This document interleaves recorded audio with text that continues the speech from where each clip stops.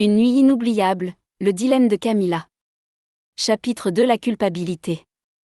Je vous présente le docteur qui était de garde la nuit dernière, a déclaré le directeur de l'hôpital. Le docteur Deborah Griffith. Willie Calderon, l'assistant d'Isaac, est entré dans la pièce et a jeté un coup d'œil à la plaque d'identification sur la blouse de Deborah. Suis-moi. Deborah était évidemment confuse. Où allons-nous ? Mais le directeur de l'hôpital ne voulait pas répondre à sa question. Il l'a tiré avec force et lui a dit « Allons-y. Ne fais pas attendre Monsieur Johnston. » Très vite, elle s'est retrouvée dans le bureau du directeur de l'hôpital. Isaac était assis sur le canapé, son corps svelte et musclé penché en arrière dans une position décontractée, ses longues jambes croisées devant lui. Il faudrait un œil aiguisé et un regard plus attentif pour remarquer que ses lèvres étaient plus pâles que d'habitude. Heureusement, l'odeur âcre du désinfectant qui imprégnait les murs de l'hôpital dissimulait l'odeur du sang sur sa peau.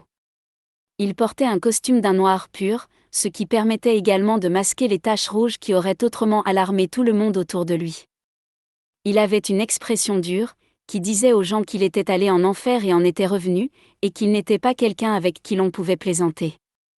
Willie s'est approché du canapé et s'est penché pour chuchoter à l'oreille d'Isaac. Les vidéos de surveillance de la nuit dernière ont été trafiquées délibérément, probablement par les agresseurs. Ils ont brouillé les pistes et supprimé toutes les preuves possibles. Voici le docteur Deborah Griffith, l'interne de garde hier soir. Le directeur de l'hôpital l'a confirmé lui-même. J'ai également vérifié les dossiers. C'est bien elle. Ce n'était qu'à ce moment-là qu'Isaac a levé les yeux. La respiration de Deborah était brutale lorsqu'elle s'est rendue compte que l'homme en face d'elle était le patron du groupe Paramount. « C'est toi qui m'as aidé la nuit dernière ?» a demandé Isaac, en la regardant de la tête aux pieds. Deborah a immédiatement baissé la tête, n'osant pas croiser le regard redoutable de l'homme. « Oui. C'était moi. » Elle ne savait pas exactement de quoi il s'agissait, mais elle savait qu'elle avait tout intérêt à s'attirer les faveurs d'Isaac Johnston. Il y avait des avantages à en tirer. En effet, l'hôpital central militaire était sur le point de sélectionner des candidats pour un stage. Même s'il s'agissait d'un stage, tout le monde dans le secteur savait que les stagiaires finiraient par être intégrés dans cet hôpital et qu'ils feraient leur carrière dans l'institution. L'hôpital central militaire avait accès à des ressources bien supérieures à celles offertes par son hôpital actuel. Deborah avait l'intention de se rapprocher d'Isaac dans l'espoir d'utiliser ses relations pour entrer dans le meilleur hôpital. Je peux te compenser de la manière que tu veux, même par le mariage. La voix froide d'Isaac a soudainement interrompu les pensées de Deborah. Son expression est restée distante, mais la pensée de l'aventure de la nuit dernière a adouci ses traits durs. Eh bien, C'était largement supérieur à ce que Deborah avait imaginé, et elle avait du mal à trouver la bonne réponse. Reviens me voir une fois que tu aurais pris ta décision. Isaac s'est levé et a fait signe à Willie de lui donner son numéro de téléphone. Le directeur de l'hôpital s'est précipité et a proposé d'escorter Isaac hors du bâtiment. Ce ne sera pas nécessaire, a refusé Isaac, dont l'attitude est redevenue froide. Ensuite, il s'est arrêté, comme si quelque chose d'autre lui était venu à l'esprit.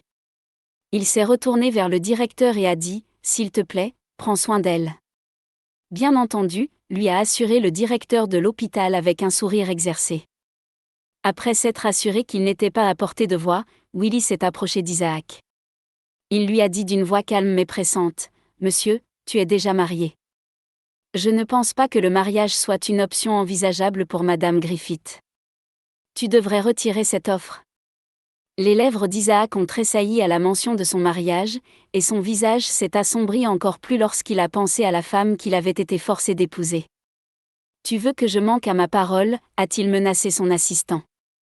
Willie a compris qu'il avait dit quelque chose qu'il n'aurait pas dû dire, et il a frissonné.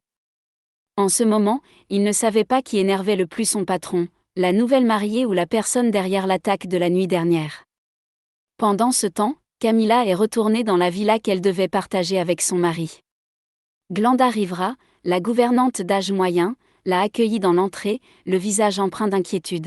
« Pourquoi étiez-vous sortie hier soir, madame ? » « J'ai dû remplacer une collègue, » a répondu Camilla. Elle avait les yeux rougis et piquants d'épuisement. Voyant cela, Glenda a préféré ne pas demander davantage.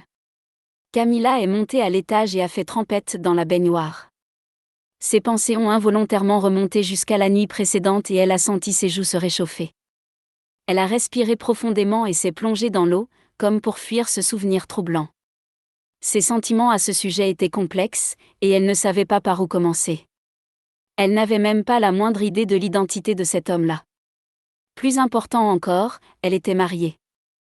Elle a éprouvé un sentiment de culpabilité à cette idée. Malgré les circonstances qui les avaient poussés à leur situation actuelle, il n'en restait pas moins qu'Isaac et elle étaient mari et femme. Camilla est sortie de la baignoire, s'est habillée et s'est préparée à aller dehors à nouveau. Bien sûr, Glenda s'est précipitée vers elle dès qu'elle est redescendue. « Vous repartez encore ? Pourquoi ne prenez-vous pas votre petit déjeuner ?» Camilla a jeté un coup d'œil à l'heure. « Non, je serai en retard au travail. » Glenda savait que Camilla était médecin et qu'il était donc normal pour cette jeune femme de passer beaucoup de temps au travail. Glenda a tendu un verre de lait à Camilla. « Buvez au moins cela. »« Attention, c'est chaud. »« Merci », a dit doucement Camilla, réconfortée par la sollicitude de la gouvernante. « De rien », a répondu la gouvernante en souriant gentiment. Le mariage était sans aucun doute forcé, mais même sans le titre de femme d'Isaac Johnston, Camilla était un médecin professionnel, ce qui la rendait plus que digne de respect. Après avoir terminé le lait, Camilla a rendu le verre à Glenda et s'est dirigée vers la sortie. Elle ne s'est pas rendue directement à la permanence.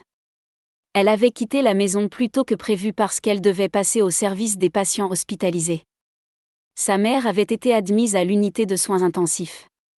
Camilla est entrée silencieusement dans le service et a vérifié l'état de santé de sa mère.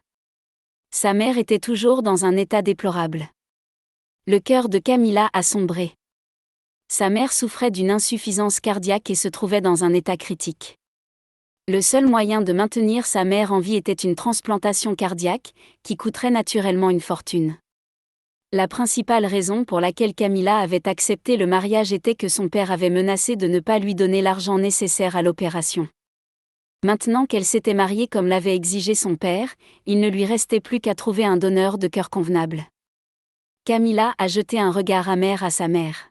« Maman, je te guérirai. Je te le promets. » Sa mère était la personne la plus proche d'elle, son principal soutien et sa confidente. Son téléphone a tout à coup sonné.